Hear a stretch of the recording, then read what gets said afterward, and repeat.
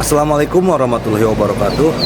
Oke, seperti biasa sebelum dilanjutkan cerita pedang King Dao-nya, bantu Mimin tekan tombol like dan berkomentar. Juga terima kasih sudah dan sebelumnya. Gas. Bab 1669. Aku mohon mati, nyatakan perang secara langsung. Mendengar kata-kata itu, semua orang di lapangan mengubah ekspresi mereka. Termasuk Debu Sinto, adalah hal yang wajar bila sesekali terjadi gesekan dan konflik antara peradaban agung. Namun tidak ada pihak yang akan meningkatkan konflik tersebut hingga ke titik perang peradaban. Karena semua orang tahu betul apa arti perang peradaban, dan akibatnya tidak akan terbayangkan. Pada saat ini, selama orang di depannya mengangguk, Paviliun Siambau akan meluncurkan perang peradaban tanpa ragu-ragu. Semua orang terkejut, karena Paviliun Siambau selalu menghargai perdamaian dan sangat bersahabat dengan kekuatan beradab manapun. Tetapi sekarang, mereka begitu gila.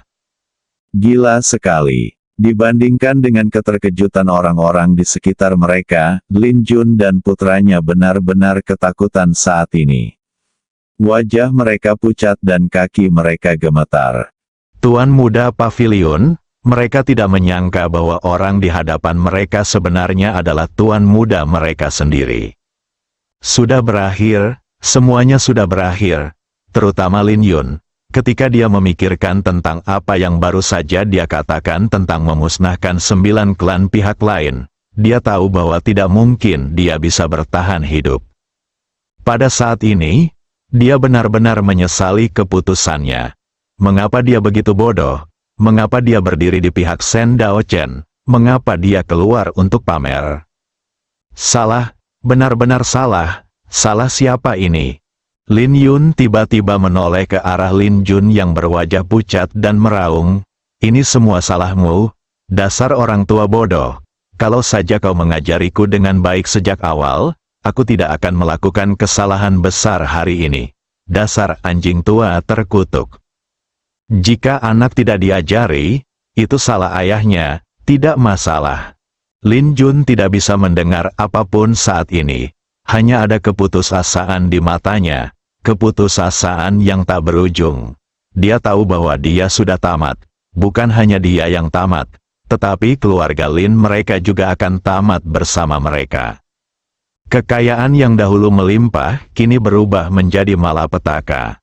Tidak jauh dari situ, Tuo Guyuan dan Xiao Yuanqi di samping Ye Guan membuka mulut lebar-lebar saat ini, menatap Ye Guan dengan tak percaya. Yang Guan adalah Ye Guan. Keduanya juga benar-benar bingung. Keduanya berbalik menatap satu sama lain, seolah-olah mereka sedang melihat hantu. Mu Xinghe di samping sangat bersemangat. Awalnya dia putus asa. Bagaimana dia bisa bertahan hidup dengan peradaban Sinto dan Paviliun Siambau? Dan sekarang, bagaimana cara mati? Dia benar-benar ingin berteriak sekarang, aku ingin mati. Di sampingnya, Mu Xingchen selalu bersemangat. Dia bahkan tidak menyadari bahwa Ye Guan berasal dari Paviliun Siambau. Terjadi keheningan antara langit dan bumi. Semua orang menatap Ye Guan. Selama Ye Guan mengangguk, perang besar antar peradaban akan segera terjadi. Sulit untuk mengatakan apa yang akan terjadi pada peradaban Sinto, tetapi suku utara, selatan, dan Tuogu pasti akan terbunuh tanpa tempat pemakaman. Pada saat ini, sekelompok orang tiba-tiba muncul di tempat kejadian. Orang-orang ini semuanya adalah orang-orang kuat dari suku Nan. Yang memimpin mereka adalah seorang lelaki tua, yang merupakan kepala suku Nan, Nan Lin, dan juga ayah dari Nan Zhao. Nan Lin berlari kecil ke arah Ye Guan, dengan hormat dan rendah hati, Tuan muda Paviliun, Nan Zhao ini telah dikeluarkan dari silsilah keluarga klan Nan. Dia bukan lagi anggota klan Nan. Perilaku pribadinya tidak ada hubungannya dengan klan Nan. Tuan muda Paviliun dapat memperlakukannya sesuai keinginannya. Mendengar perkataan Nan Lin, tubuh Nan Zhao bergetar. Wajahnya menjadi pucat dan dia menatap Nanlin dengan tatapan kosong. Ye Guan menatap Nanlin tanpa berkata apa-apa. Melihat Ye Guan terdiam, Nanlin menjadi semakin takut. Dia berkata dengan suara gemetar, "Jika Tuan Muda Paviliun tidak puas, aku..." Pada saat ini, Nanzhao tiba-tiba berjalan ke arah Ye Guan, berjalan di depan Ye Guan, dan langsung berlutut. Tubuh dan jiwanya segera terbakar dan menghilang dengan kecepatan yang terlihat oleh mata telanjang. Ye Guan menatapnya dan tidak mengatakan apapun. Nanzhao menatap Ye Guan dan berkata, "Setiap orang punya tanggung jawabnya sendiri. Jika aku mati, tolong biarkan klan Nanku pergi." Ye Guan masih tidak berbicara. Nanzhao tidak mengatakan apa-apa. Tubuh dan jiwanya menghilang dengan cepat. Pada saat ini, tidak ada rasa takut di matanya. Di sampingnya, Nanlin menoleh sedikit, tidak ingin melihat Nanzhao, tetapi hatinya berdarah. Bukan karena dia kejam, tetapi sebagai kepala klan, dia harus mempertimbangkan masa depan seluruh klan. Tepat ketika jiwa dan tubuh Nanzhao hendak menghilang sepenuhnya, Ye Guan tiba-tiba berkata, "Kumpulkan." Sebuah hukum langsung tercetak di lautan kesadaran Nanzhao. Dalam sekejap, jiwa Nanzhao yang tadinya ilusi, dengan cepat mengembun dan kembali normal, dan api di tubuhnya menghilang tanpa jejak saat ini. Nanzhao menatap Ye Guan dengan bingung. Nanlin juga menatap Ye Guan dengan tak percaya. Ye Guan melambaikan tangannya, "Ayo kita semua pergi." Dibubarkan, semua orang di lapangan bingung. Ye Guan menatap pemimpin pengawal paviliun abadi di depannya dan berkata, "Bawa aku menemui ibuku." Pemimpin pengawal paviliun abadi berkata dengan hormat, "Tuan Muda, silakan." Ye Guan menatap debu Sinto yang tak jauh dari sana. "Anak muda, bertarunglah. Kemenangan adalah hal yang mulia, dan kekalahan bukanlah hal yang memalukan. Namun, jika anggota keluarga ikut campur dengan paksa, maka kemenangan juga akan menjadi hal yang memalukan. Dalam 100 tahun, para jenius peradaban Sinto dipersilakan untuk menantangku. Selama para jenius peradaban Sinto dapat membuatku menghunus pedang, segel surgawi Sinto akan dikembalikan kepadamu." Sambil berkata demikian, dia berjalan menjauh. Tidak jauh dari sana, Sinto Chen memiliki ekspresi yang sangat jelek di wajahnya, dan tokoh-tokoh peradaban Sinto yang kuat di sekitarnya juga memiliki ekspresi yang sangat jelek di wajah mereka. Tidak bisa menang dalam pertarungan 1 lawan 1. Perkelahian kelompok, tidak yakin juga. Saat ini, peradaban Sinto mereka telah dipermalukan. Mu Xinghe tiba-tiba berkata, "Kakak." Ye Guan menoleh ke arah Mu Xinghe dan berkata sambil tersenyum, "Aku pulang dulu, kita kumpul-kumpul di lain hari." Sambil berkata demikian, dia menatap Tuo Guyuan dan Xiao Yuanqi lagi, lalu berkata sambil tersenyum, "Saudara Xiao, Saudara Yuan, mari kita berkumpul bersama di lain hari dan minum-minum bersama." Setelah berkata demikian, dia terbang dengan pedangnya dan menghilang di ujung langit bersama rombongan pengawal paviliun abadi. Tuo Guyuan dan Xiao Yuanqi. Di kejauhan, Wu Yun dan Yang Seng saling bertukar pandang. Wu Yun tersenyum dan berkata, "Aku tidak pernah menyangka kalau dia benar-benar Tuan Muda Paviliun Xianbao." Keduanya menatap Sinto Chen di kejauhan pada saat yang sama. Wajah Sinto Chen sepucat kertas. Jelas, dia masih belum bisa menerima kegagalannya. Wu Yun berkata dengan lembut, "Saya khawatir posisinya sebagai Tuan Muda dalam bahaya. Ada banyak orang jenius dalam peradaban Sinto. Jika Anda tidak cukup baik, orang lain akan datang. Bukannya peradaban Sinto takut pada paviliun Xianbao. Alasan utamanya adalah, seperti yang dikatakan Ye Guan, jika Anda tidak bisa mengalahkan generasi muda dalam pertarungan 1 lawan 1, maka Anda tidak kompeten."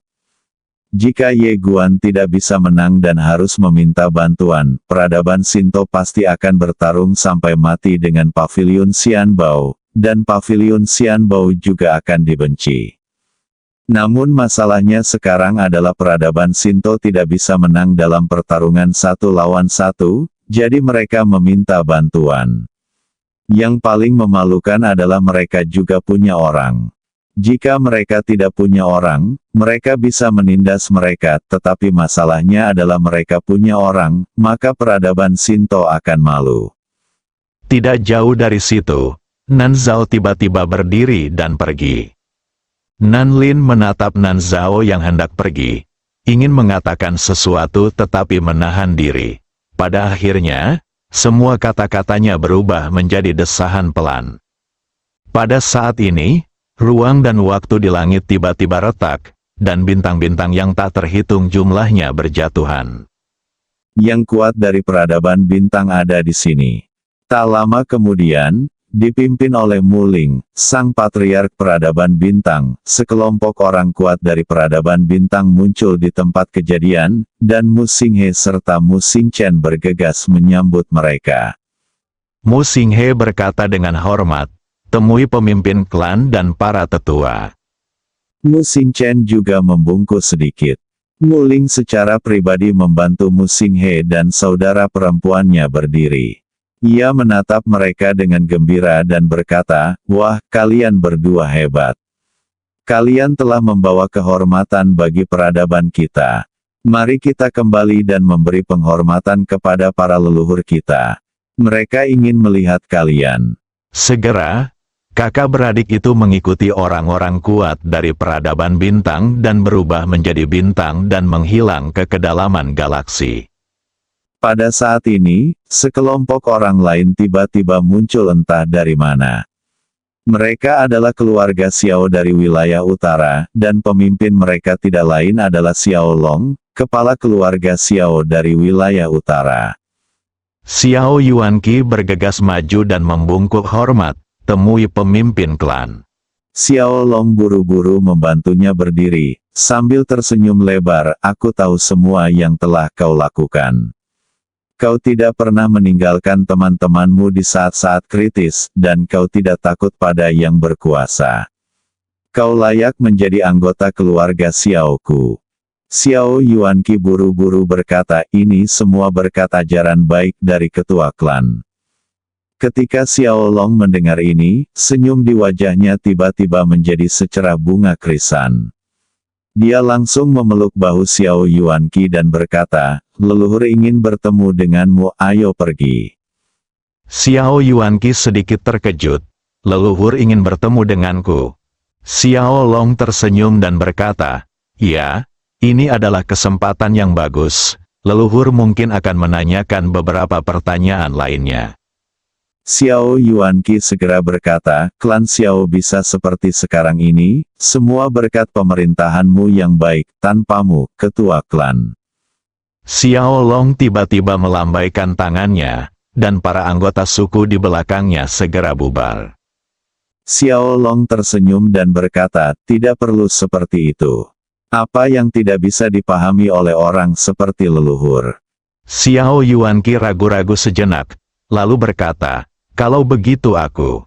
Xiao Long berkata dengan serius, "Tidak peduli apa yang dia tanyakan. Katakan saja satu hal, yaitu, kamu dan Tuan Muda Paviliun Ye Guan adalah saudara dalam hidup dan mati. Mengenai yang lainnya, jangan dibuat-buat, biarkan saja." Xiao Yuanqi ragu-ragu, ingin mengatakan sesuatu tetapi menghentikannya. Xiao Long tahu bahwa dia khawatir, jadi dia menepuk pundaknya dan berkata sambil tersenyum, "Jika orang-orang di atas tidak menyukaimu, itu pasti bukan karena karaktermu, tetapi karena kamu tidak memiliki nilai. Begitu kamu memiliki nilai, bahkan jika kamu sombong, mereka akan menyukaimu, dan bahkan mengatakan bahwa kamu memiliki kepribadian." Xiao Yuanqi mengangguk, "Saya mengerti." Tidak jauh dari sana, Wu Yun memperhatikan Xiao Yuanqi pergi dan berkata sambil tersenyum, "Jika tidak ada hal yang tidak terduga terjadi, keluarga Xiao akan menjadi miliknya di masa depan. Meskipun keluarga Xiao di wilayah utara juga merupakan peradaban dewa, namun tidak menonjol. Bagi mereka, koneksi peradaban tertinggi tidak diragukan lagi dapat mengubah nasib seluruh peradaban. Karena siapapun yang ingin menggerakkan kekuasaan keluarga Xiao harus mempertimbangkan hubungan antara Xiao Yuanqi dan Ye Guan. Dapat dikatakan bahwa kecuali jika itu adalah perseteruan seumur hidup, tidak ada peradaban yang akan mengambil inisiatif untuk memprovokasi keluarga Xiao. Sebaliknya, mereka akan berusaha sebaik mungkin untuk berteman dengan mereka. Masyarakat kelas bawah adalah tentang perkelahian dan pembunuhan, sedangkan masyarakat kelas atas adalah tentang hubungan manusia dan kebijaksanaan duniawi. Belum lagi Ye Guancheng tidak mengakui hubungannya dengan Xiao Yuanqi, selama dia tidak secara terbuka menyangkal hubungannya dengan Xiao Yuanqi, maka semua orang akan berhati-hati dan tidak berani menargetkan keluarga Xiao. Pada saat ini, ruang dan waktu di langit tiba-tiba retak, lalu sekelompok orang bergegas keluar. Orang-orang yang menyerbu itu tak lain adalah orang-orang kuat dari suku Tuogu, yang dipimpin oleh kepala suku Tuogu Yu. Wajahnya pucat dan panik, karena beberapa saat yang lalu, kekayaan peradaban suku Tuogu telah mengeluarkan asap hitam. Apa artinya jika keberuntungan mengeluarkan asap hitam, itu berarti semuanya sudah berakhir. Setelah mengetahui berita itu, dia segera bergegas datang bersama seluruh orang kuat suku Tuogu. Melihat Tuogu Yu, Tuogu Lin bergegas menghampirinya dan berkata dengan hormat, "Salam, pemimpin klan." Tuogu Yu mengabaikannya dan membawa semua orang ke Tuogu Yuan. Dia bertanya dengan gugup, "Namamu Tuogu Yuan?" Takuyu mengangguk, "Ya, benarkah?" Tuogu Yu memaksakan senyum ramah di wajahnya, "Namaku Tuogu Yu, kepala suku Tuogu." Tuogu Yuan tercengang. Patriark suku Tuogu. Tuogu Yuan juga sedikit bersemangat. Di matanya, orang seperti ini benar-benar seperti dewa. Tuogu Yuan ragu-ragu sejenak, lalu bertanya, "Ada apa?" Tuogu Yu berusaha tersenyum ramah. "Aku di sini untuk mengantarmu pulang." Tuogu Yuan menatap Tuogu Yu dengan heran, "Pulang?" Tuogu Yu mengangguk, "Ya, kembalilah ke keluarga utama, saya telah meminta seseorang untuk memodifikasi silsilah keluarga, dan sekarang cabang Anda telah kembali ke silsilah keluarga utama." Tuogu Yuan melirik Tuogu Lin yang berdiri tak jauh darinya. "Dia baru saja mengeluarkan kita dari silsilah keluarga dan menyuruhku untuk tidak lagi menggunakan nama keluarga Tuogu." Tuogu Lin rumput. Tuogu Yu kini mengerti mengapa keberuntungan peradaban itu mengeluarkan asap hitam. Ia melirik Tuogu Lin yang tidak jauh darinya, dan Tuogu Lin tiba-tiba merasakan hawa dingin di tulang punggungnya. Tuogu Yu menatap Tuogu Yuan di depannya. Dan tiba-tiba sebuah senyuman muncul di wajahnya. Dia tidak bisa mengambil keputusan. "Ikutlah denganku." Tuogu Yuan menundukkan kepalanya sedikit. "Aku tidak berani kembali." Tuogu Yu bingung, mengapa? Tuogu Yuan melirik Tuogu Lin lagi, lalu berbisik, "Aku hanya cabang sampingan. Jika aku kembali, aku takut aku akan diganggu." Tuogu Lin Bab 1670, pertempuran terkuat dalam sejarah. Sudah berakhir. Tuogu Lin hampir pingsan, dia pasti akan mati kali ini. Tuogu Yu melirik Tuogu Lin dengan dingin lagi, lalu menatap Tuogu Yuan dan berkata dengan lembut, "Jangan khawatir, setelah kamu kembali ke suku Tuogu, tidak akan ada yang berani menindasmu. Adapun orang yang menindasmu sebelumnya, jangan khawatir, dia tidak akan muncul di hadapanmu lagi." Tuogu Lin tampak pucat. Tuogu Yuan menatap Tuogu Lin lagi. Ketika Tuogu Lin melihatnya menatapnya, dia langsung tertawa terbahak-bahak. "Orang ini harus bunuh diri hari ini. Tidak apa-apa kalau aku mati."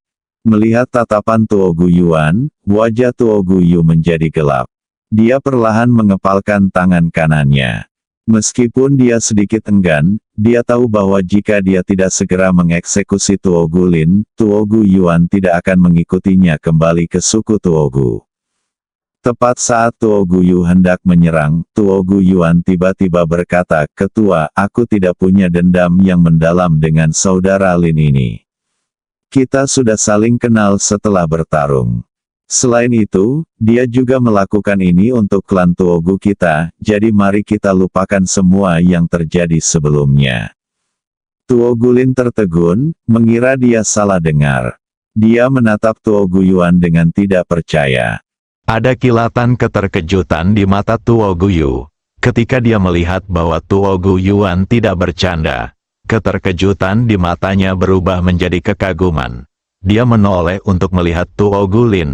"Mengapa kamu tidak segera berterima kasih kepada saudaramu?" Tuo Gu Lin bergegas mendekat dan membungkuk dalam pada Tuo Gu Yuan, "Terima kasih." Pernyataan ini datang dari hati. Tuo Gu Yuan tersenyum tipis dan tidak berkata apa-apa lagi. Dia tahu betul bahwa alasan suku Tuo Gu memperlakukannya seperti ini bukan karena betapa hebatnya dia, Tuo Gu Yuan, tetapi karena Ye Guan. Dia tidak memiliki akar atau teman di keluarga utama klan Tuo Gu. Jika dia membunuh Tuo Gu Lin sebelum dia pergi ke sana, orang-orang dari keluarga utama klan Tuo Gu pasti akan memusuhi dia. Mungkin karena Ye Guan, mereka tidak akan berurusan dengannya, tetapi dia pasti akan terisolasi dan akan sulit baginya untuk bertahan hidup di sana. Oleh karena itu, dia memilih mengubah musuhnya menjadi teman. Selain hal lainnya, klan Tuo Gu Lin pasti akan berterima kasih padanya dan ingin lebih dekat dengannya, sehingga dia bisa mendapatkan pijakan di klan Tuo Gu. Setelah menghabiskan bertahun-tahun di luar sana dan melihat sifat manusia yang tidak menentu, ia memahami satu hal, seorang pandai besi harus kuat. Jika tidak, tidak ada yang bisa diandalkan. Ia tidak bisa menggantungkan semua harapannya pada orang lain. Lagi pula, tidak ada yang berutang apapun padanya. Hubungan apapun hanya dapat bertahan lama jika ada dukungan timbal balik. Tuo Gu Yu menatap Tuo Gu Yuan. Pada saat ini, tatapannya telah berubah. Pemuda di depannya memiliki bakat yang hebat dan dapat dilatih sebagai pewaris. Tak lama kemudian, Tuo Gu Yuan dan para orang kuat suku Tuo Gu menghilang di ujung langit.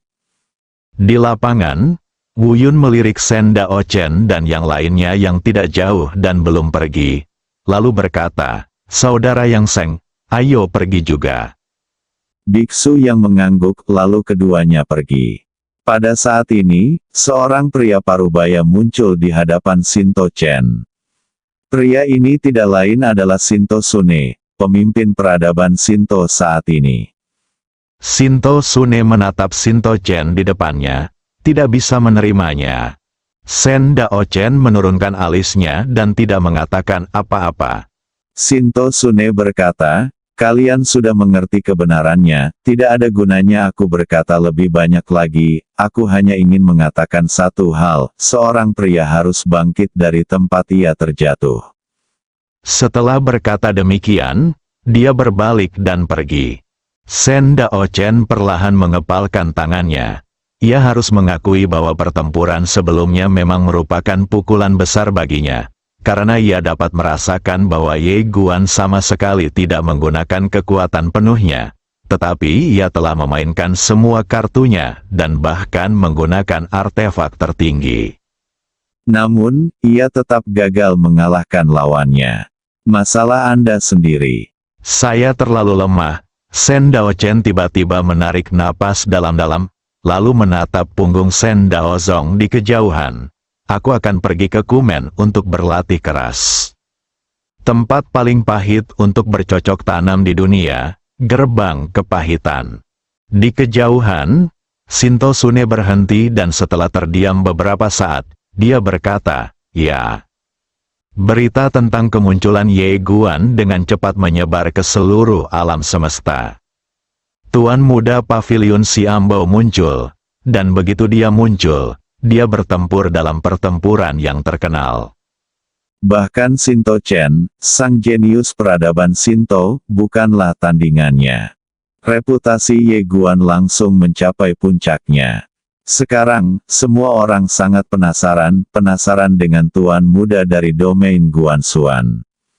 Apakah tuan muda dari domain Guanxuan lebih jahat, atau tuan muda dari paviliun Xianbao lebih kuat? Beberapa orang dengan niat buruk di beberapa tempat telah membuka kasino untuk memungkinkan orang memasang taruhan terlebih dahulu. Karena mereka merasa bahwa pasti akan ada pertarungan antara dua jenius paling misterius ini. Pada saat ini, Ye Guan telah mengikuti komandan pengawal paviliun abadi ke hutan bambu. Setelah tiba di sini, komandan pengawal paviliun abadi segera berhenti dan tidak bergerak maju. Paviliun Xianbao memiliki paviliun utama, tetapi ini bukanlah paviliun utama. Sebenarnya, dimanapun Qin Guan berada, paviliun utama paviliun Xianbao ada di sana. Paviliun utama di luar hanyalah penutup. Ye Guan berjalan menuju kedalaman hutan bambu. Setelah keluar dari hutan, dia bertemu dengan seorang wanita, kenalan lamanya, Xiao Ai. Xiao Ai tersenyum pada Ye Guan, tuan muda. Ye Guan tersenyum dan berkata, Xiao Ai, lama tidak bertemu. Xiao Ai tersenyum dan berkata, ya. Ye Guan melihat ke arah rumah bambu tak jauh dari sana, dan Xiao Ai berkata tuan paviliun sedang menunggumu.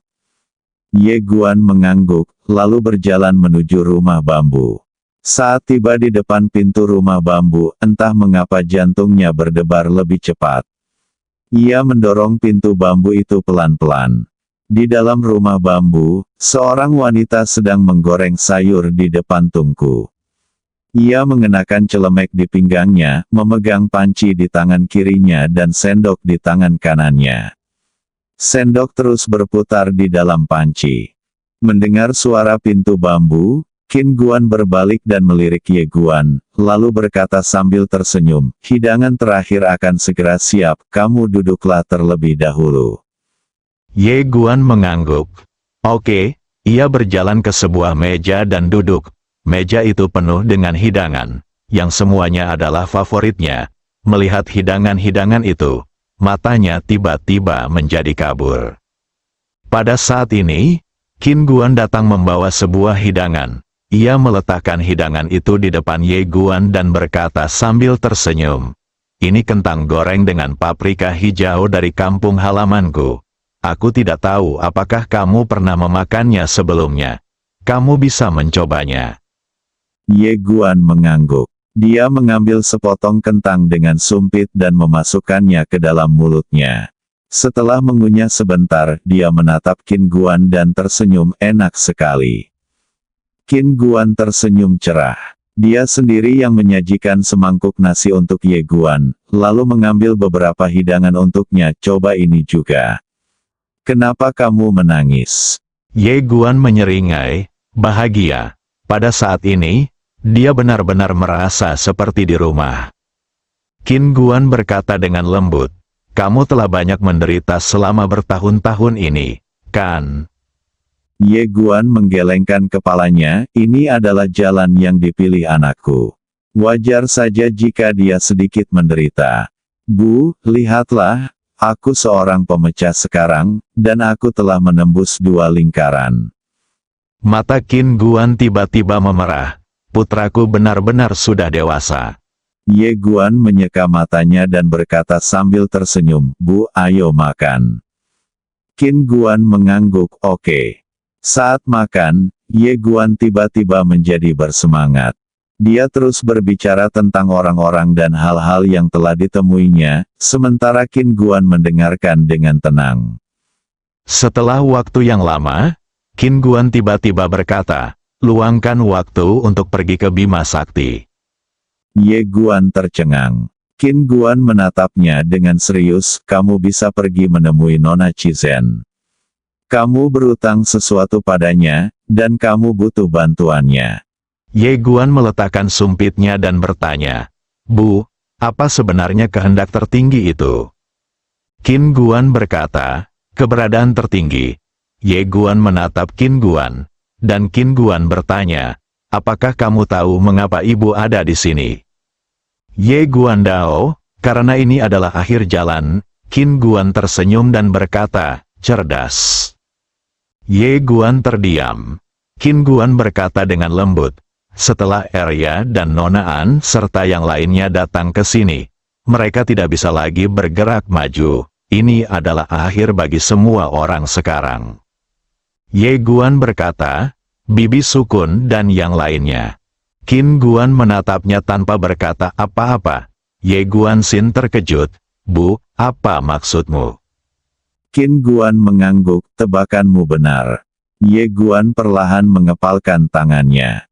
Pada saat ini, dia akhirnya menyadari satu hal, yaitu, mereka sedang menunggunya dan juga menunggu orang lain, dan orang lain ini bisa jadi siapapun di alam semesta. Sederhananya, siapapun yang terkuat adalah orang yang mereka tunggu. Memesan, semua makhluk hidup, bukan itu yang mereka pedulikan. Mereka hanya menunggu orang terkuat untuk muncul. Siapapun yang dapat mencapai akhir, dialah yang mereka tunggu. Pada saat ini, dia teringat apa yang pernah ditanyakan Bibi Sukun kepadanya. Saat itu, Bibi Sukun bertanya kepadanya apakah dia ingin meneruskan jalan ini. Jika dia tidak mau, dia akan menjamin bahwa dia tidak akan memiliki kekhawatiran selama sisa hidupnya. Tak heran dia merenggut takdir dan keberuntungannya. Tak heran dia berkata dia telah tumbuh dewasa. Tidak ada yang terjadi secara kebetulan. Qin Guan tiba-tiba berkata, ini bukan hanya akhir bagimu, tetapi juga akhir bagi semua orang yang ingin melangkah lebih jauh. Semua orang berkumpul di sini, dan mereka semua ingin melangkah lebih jauh dan melihat akhir. Ye Guan berkata, Ibu, berapa banyak waktu yang tersisa yang kumiliki? Qin Guan berkata, tidak banyak. Lalu dia berdiri dan berkata, ikuti aku. Ye Guan mengikuti Qin Guan keluar dari rumah bambu. Mereka tiba di langit berbintang yang luas. Di langit berbintang yang luas ini, ada 4 tirai cahaya besar. Ye menatap layar cahaya dan tiba-tiba menjadi penasaran. Apa ini? Qin Guan berkata, setiap triliun tahun disebut era kosmik, dan melalui penyelidikan kita, alam semesta purba ini telah melewati 4 era. Di setiap era, peradaban kosmik yang sangat cemerlang akan muncul, tetapi tanpa kecuali, peradaban kosmik yang cemerlang ini pada akhirnya akan menghilang dalam sungai sejarah yang panjang. Ye Guan menyipitkan matanya sedikit, alam semesta sedang memulai kembali.